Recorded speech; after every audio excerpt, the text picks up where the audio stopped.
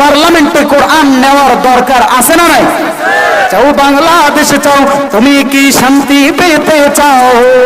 চাও বাংলাদেশে চাও তুমি কি শান্তি পেতে চাও?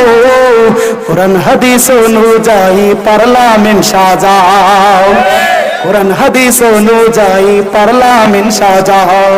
ও মুসলমান ভাই তুমি কি মুক্তি পেতে চাও? ও মুসলমান ভাই তুমি কি শান্তি পেতে চাও? সব মতবাদ ভুলে কোরআনের দিকে যাও, সব মতবাদ ভুলে কোরআনের দিকে যাও। এদিকে তাকান। এবার ইবলিসের ডাক দিয়ে বলে, ও ভাই তুমি কেমন শয়তান যে নামাজের মসজিদে আসতে সাহায্য করো? এবার ইবলিস বলে, আমি তোমার সাহায্য করি নাই, আমি আমার চাকরি বাঁচাইছি। বলে কি চাকরি? বলে ও নামাজি, তুমি যখন নামাজ আদায়ের জন্য ফজরের ওই মুহূর্তে কাদাও দেখো নাই, উঠোনে যায় যখন একবার আসার খাইছো, আমি দেখেছি আল্লাহ তাআলা তোমার জীবনের সমস্ত গুনাহ মাফ করে দিছে। ও নামাজি তুমি তো জানো না, তুমি যখন দ্বিতীয়বার রাস্তায় গিয়ে আবার নামাজ আদায়ের জন্য আসার খাইছো, আমি দেখেছি আল্লাহ তাআলা তোমার পরিবারের সকলের সমস্ত গুনাহ মাফ করে দিছে। আমি ইবলিস যখন দেখলাম আমি ভয় পাইলাম।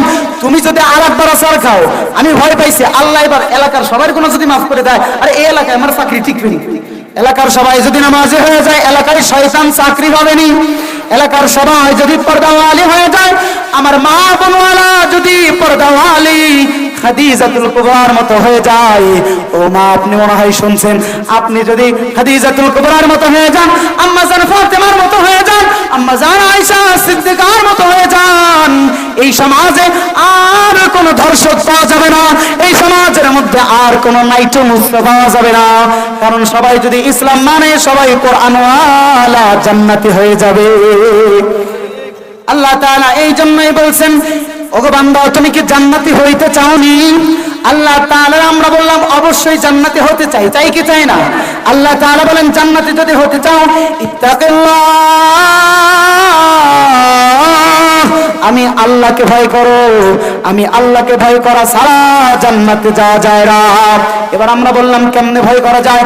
আল্লাহ বলেন সূরা বাকারার 21 নম্বর আয়াতে, ইয়া আইয়ুহান নাসু উবুদু রাব্বাকুম الذي خلقكم والذين من قبلكم لعلكم تتقون।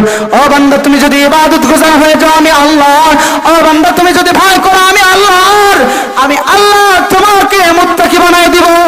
আর মুত্তাকি যখন তুমি হয়ে যাবে, তুমি বিনা হিসাবে জান্নাতে চলে যাবা।